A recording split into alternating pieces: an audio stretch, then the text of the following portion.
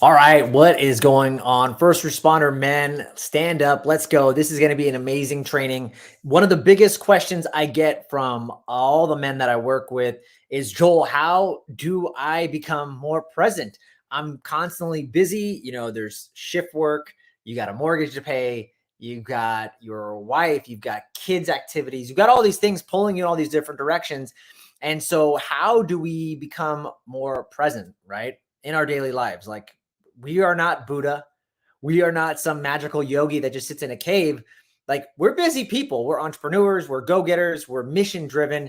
We don't have all this time. And so over the next 5 minutes, I'm going to walk you through really the best way that I've seen several men become just more laser focused, bring more balance, bring more harmony and ease into those chaotic lives that they live. I'm also going to give you some of the tried and true techniques that I use that instantly creates presence. Okay. I'm going to give you one of my favorite techniques that I teach in my coaching program.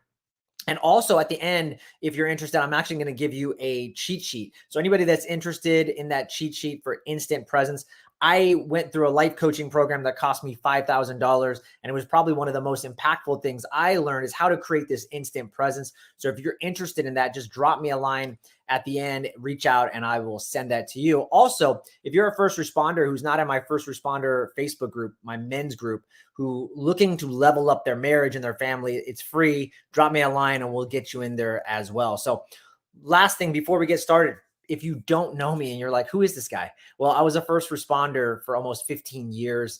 I worked in Oakland. I worked in San Francisco. I'm a best-selling author. I'm a high performance coach and a dad coach for first responder men that want to transform their marriages and families. I'm married 11 years. I've got 2 boys, 9 and 6.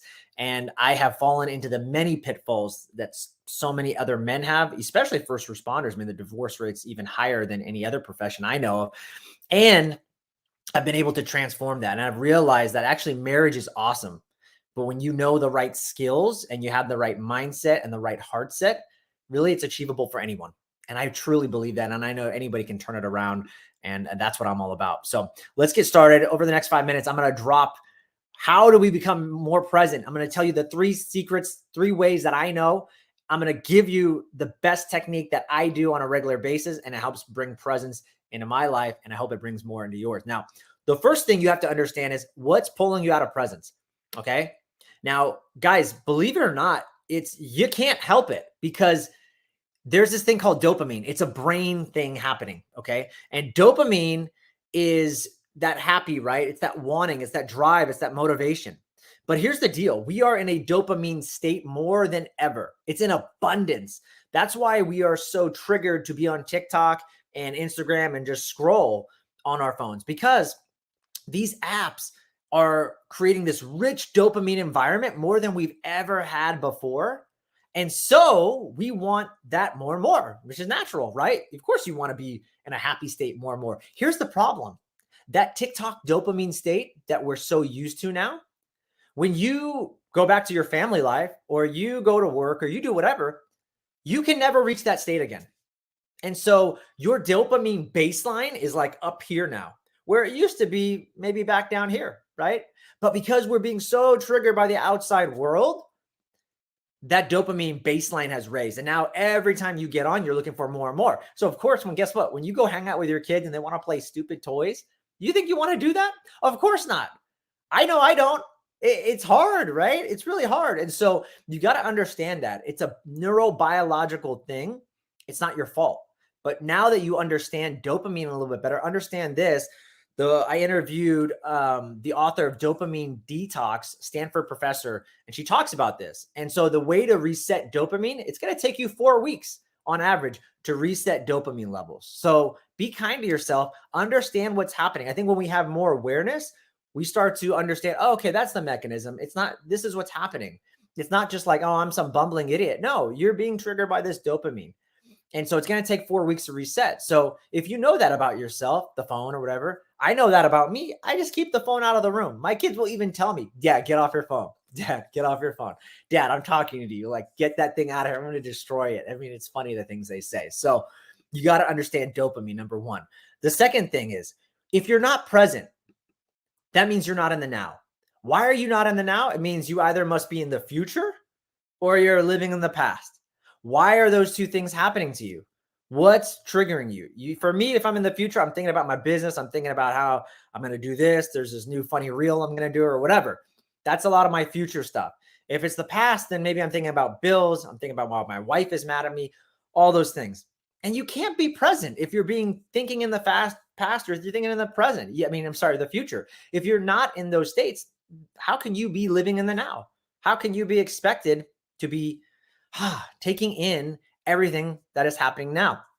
And I'm going to actually share an interview that I did with my good friend, first responder Faisal Abbey. He is a really high level practitioner, yogi, body worker. And I think he really says it best when, he says it best here. I'm going to try to find this document, but he talks about how most of us, we don't want to feel. And because we don't want to feel anything, and men, I think especially, right? We don't want to feel anything. Usually do when we feel anxious. How many of us actually say, I feel anxious right now. I'm going to sit with this. I'm going to sit with this anxiety until I soothe it, until I hold it, until I make it feel better. And how many of us are like, I'm anxious, more coffee. I'm anxious, up later. I'm anxious, do more. Like, instead of turning towards the thing that we're feeling, we try to run away from it.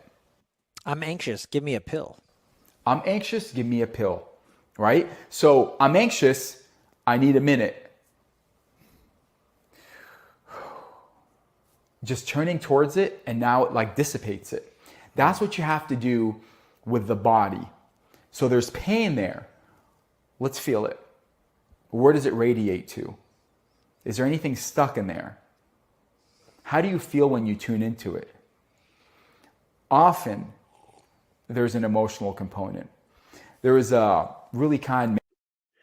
So there you go, right? Most men, we don't want to feel anything. We don't want to feel emotions. We don't want to feel anything. And I see that happening a lot. Just not being in touch emotionally. And we don't. So one of the things you can do is just labeling it, but really feeling it and going deep. And we see that a lot with the body and pain, etc. And what that Faisal hits on that magnificently. Now let's talk about point number 3, which is conscious parenting. I think this is what you guys really want to know about. And you may be doing all the right things. You may be providing for your kid and you think you're doing the best you can, but it's still not enough, right? And the fact is, doing is never enough if you neglect being. Let me say that again. Doing is never enough if you neglect being.